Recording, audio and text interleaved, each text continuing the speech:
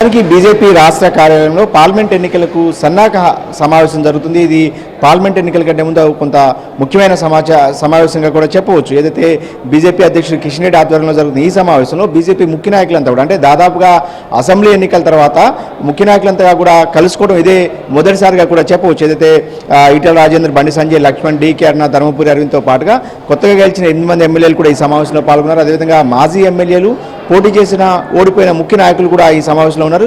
ఒకరిద్దరు ఎంపీలు కూడా ప్రస్తుతం ఈ సమావేశంలో మాట్లాడుకుంటున్నారు. ఏదైతే రానున్న పార్లమెంట్ ఎన్నికల్లో తెలంగాణ రాష్ట్రంలో మెజార్టీ స్థానాలు గెలిపే లక్ష్యంగా ఈ సమావేశం జరుగుతుంది. ముఖ్యంగా 35% ఓట్ షేర్తో పాటుగా కనీసం 10-12 స్థానాలు గెలిపే లక్ష్యంగా బీజేపీ ప్రణాళికలు రచిస్తుంది. అందుకు సంబంధించిన రూట్ మ్యాప్ను కూడా సిద్ధం చేస్తారు. ముఖ్యంగా రానున్న పార్లమెంట్ ఎన్నికలకు అభ్యర్థుల ఎంపిక ఇప్పటికే ఎమ్మెల్యేలుగా పోటీ చేసి ఓడిపోయిన కొంతమంది ముఖ్య నాయకులంతా కూడా పార్లమెంట్ ఎన్నికలకు సిద్ధమవుతున్నారు. ఎవరెవరు ఎక్కడి నుంచి పోటీ చేయడానికి సన్నద్ధంగా ఉన్నారనే అంశం మీద కూడా ఈ సమావేశంలో అటు తరుణ్ చుగ్, సునీల్ బన్సల్ వీళ్ళిద్దరూ కూడా జాతీయ నాయకులు, జాతీయ పార్టీ నుంచి ప్రతినిధులుగా ఇక్కడికి వచ్చారు.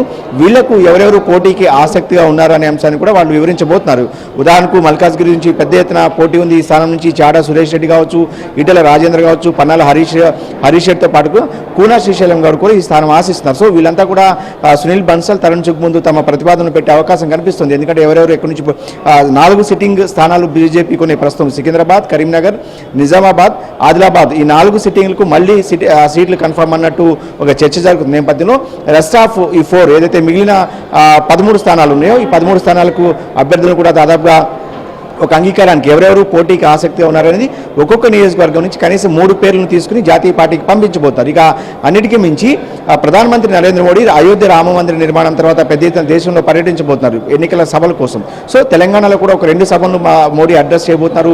ఆ సభలు ఎక్కడెక్కడ పెట్టాలి, ఎప్పుడు నిర్వహించాలి, తేదీలను కూడా కొంత ఖరారు చేసే అవకాశం కనిపిస్తుంది. అన్నిటికీ మించి ఏ నియోజకవర్గాల్లో, ఏ జిల్లాల్లో ఈ సభలు పెట్టాలనేది కూడా ఈ సమావేశంలో చర్చించబోతున్నారు. ఇక ఏదైతే ఫ్లోర్ లీడర్ ఎంపిక చాలా కాలంగా బీజేపీలో పెండింగ్ ఉంది. ఏదైతే డిసెంబర్ 14వ తేదీనే ఎన్నికల రిజల్ట్స్ వచ్చాయి. అసెంబ్లీ ఎన్నికలకు సంబంధించి 8 మంది బీజేపీ ఎమ్మెల్యేలు గెలిచినప్పటికీ కూడా ఇప్పటికీ కూడా శాసనసభలో వాళ్ళ ఫ్లోర్ లీడర్ని ఇప్పటివరకు బీజేపీ ఎన్నుకోలేదు. సో ఈ పదవికి అటు సీనియర్ ఎమ్మెల్యేగా ఉన్న గోషమాల ఎమ్మెల్యే రాజాసింగ్తో పాటుగా మరొక సీనియర్ ఎమ్మెల్యే ఏలేటి మహేశ్వర్ రెడ్డి పోటీ పడుతున్నారు.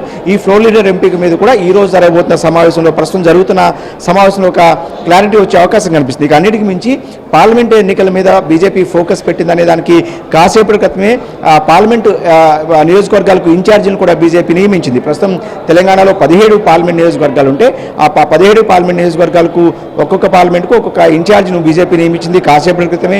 ఇందులో ముఖ్యంగా ప్రస్తుతం 8 మంది ఉన్న బీజేపీ ఎమ్మెల్యేలను 8 పార్లమెంట్లకు ఇన్ఛార్జిగా నియమించింది. ఒక ఎమ్మెల్సీ బీజేపీకి ఉన్నారు, ఏవిఎన్ రెడ్డి, ఆయన కూడా ఒక పార్లమెంట్కి ఇన్ఛార్జిగా నియమించగా కొంత ఆసక్తి కలిగించే అంశం కూడా ఇక్కడ ఈ పార్లమెంట్ ఇన్ఛార్జి నియామకంలో కనిపిస్తుంది. హైదరాబాద్ పార్లమెంట్కి సంబంధించి గోషమహల్ ఎమ్మెల్యే రాజాసింగ్ను ఇన్ఛార్జిగా నియమించడం కూడా కొంత ఆసక్తిగా మారింది. ఎందుకంటే గోషమహల్లో ముఖ్యంగా పాత బస్తీలో రాజాసింగ్ కొంత ఎంఐఎం మీదకి ఒంటికాల మీదకు లేస్తూ ఉంటారు. సో ఆయన్ను హైదరాబాద్ పార్లమెంటు ఇన్ఛార్జిగా నియమించడం ద్వారా కొంత హైదరాబాద్ పార్లమెంటు మీద కూడా ఈసారి బీజేపీ చాలా పెద్ద ఎత్తున ఫోకస్ పెట్టింది. అంత ఈజీగా ఈసారి ఎంఐఎంకు ఈ స్థానాన్ని వదిలే ప్రసక్తి లేదని చెప్పి బీజేపీ ఈ ఇన్ఛార్జ్ నియామకం ద్వారా తేల్చినట్లయింది. ఇక ఆదిలాబాద్కు పాయల్ శంకర్తో పాటు పెద్దపల్లికి రామారావు పాటిల్ పవార్ ఈయన ముదోల్ ఎమ్మెల్యేగా ఉన్నారు. కరీంనగర్కు ధన్పాల్ సూర్యనారాయణ గుప్తాను నియమించింది. ఇక కామారెడ్డిలో అటు ముఖ్యమంత్రి రేవంత్ రెడ్డిని, మాజీ ముఖ్యమంత్రి కేసీఆర్ని ఓడించిన కాటిపల్లి వెంకటరమణారెడ్డికి జహీరాబాద్ ఇన్ఛార్జిగా కూడా అవకాశం కల్పించారు. ఇక అన్నిటికీ మించి